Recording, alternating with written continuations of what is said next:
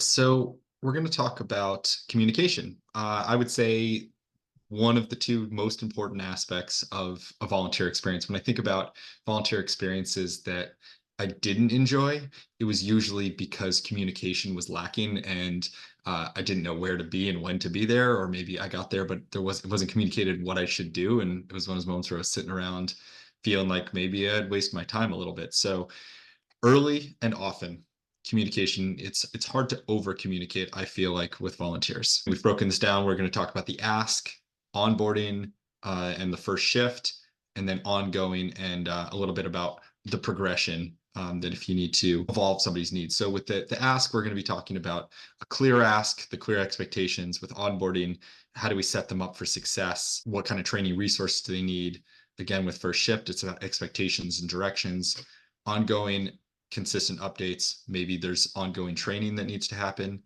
And then with that, progression is about as people's involvement changes, either stepping back their involvement or often progressing them towards maybe more ownership and leadership. So with the ask, be direct. I think this can be hard for some people, but stating your need and don't be ashamed of it. This, again, is something that you do need to succeed, and people believe in your project. I hope you believe in your project and you want more people to be involved in this, but you are offering an opportunity to be part of something. So be clear with what you're saying, what your actual need is, but also be clear with what they get out of it. And that can be things like a t-shirt or a free membership, but it's more about being actually part of the program and moving your mission forward.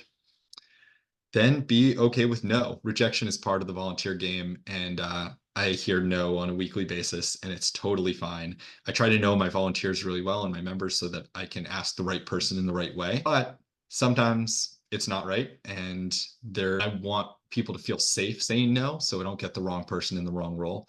And then I want them to be able to help identify, do they want to be involved in a different way? If not, maybe there's a different kind of volunteering they want to do. Maybe they just don't want to volunteer at this point. Totally fine.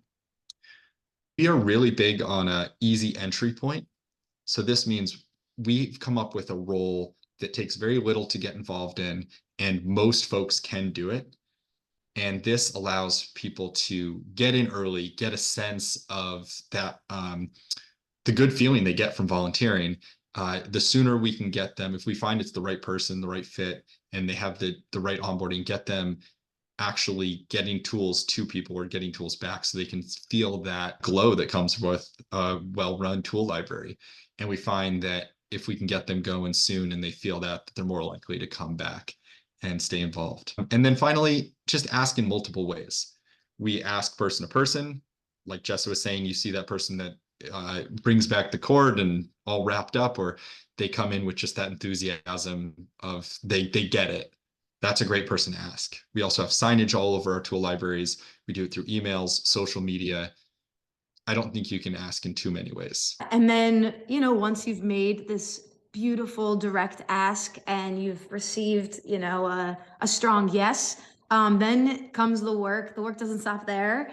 Of onboarding folks, right? I was looking through some of the examples you all put about positive volunteer experiences, and one quick theme I saw was just feeling set up for success, right? You knew what to expect. You felt like you had what you needed to do a good job. That's really an important part of it, is setting people up for success. And we do that through a lot of ways, but I think training, resources, how do we compile resources so that folks can answer their own questions? They're not fully dependent on, asking staff for every little thing. That can go a long way. Having those clear expectations is really important, and I like to reiterate it. Even before the ask, I do like a one-on-one, and I'm really clear about the expectations of training is 6 hours, and then we expect you to pick up 3 shifts a month, every month, for at least 6 months. That's what is worthwhile for us, And we're just really clear and transparent about that. And we want folks to be transparent with us about if capacity changes. So again, with the multiple ways we talk about the expectations, but we also write them down. This is what it means to be an active librarian at our tool library. And then the momentum is huge. That's been a learning for me the past 4 years. I found that when training drags out, something happens, they didn't do the full 6 hours quickly, They forgot everything from the first session, and it's just not gonna be ideal. So keeping momentum is really important, both in streamlining your training process. So now I say that training has to be done in a 2-week span. And then at the end of training, I'm having folks sign up for their at least 3 shifts on the spot. And I tell them that beforehand so they can be a little bit prepared, but then they're leaving training knowing the next day that they're stepping through our doors to put that training into play. So yeah, that first shift is so crucial.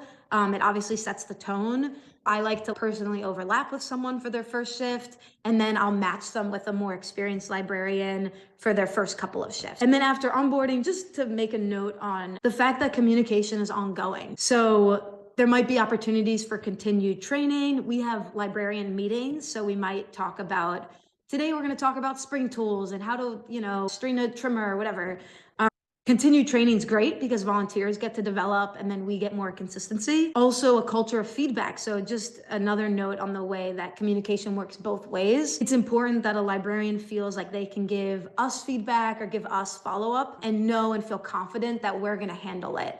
That culture of feedback is really important. And then how are you communicating? So communication channels. At the Station North Tool Library, we primarily use Google Group. So we have one Google group with everyone, teachers, volunteers, board members. People are putting, social things there. We're putting big updates in there. But then we also have more personalized Google groups. So we have one just for tool fixers, one just for teachers, etc.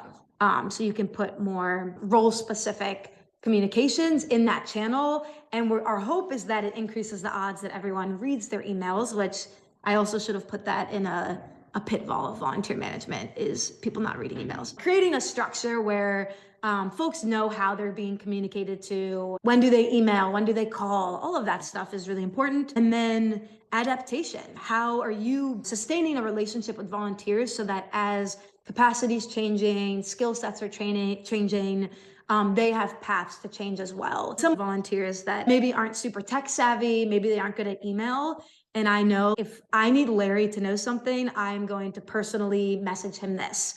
So just being adaptive to different volunteer communication preferences is also important.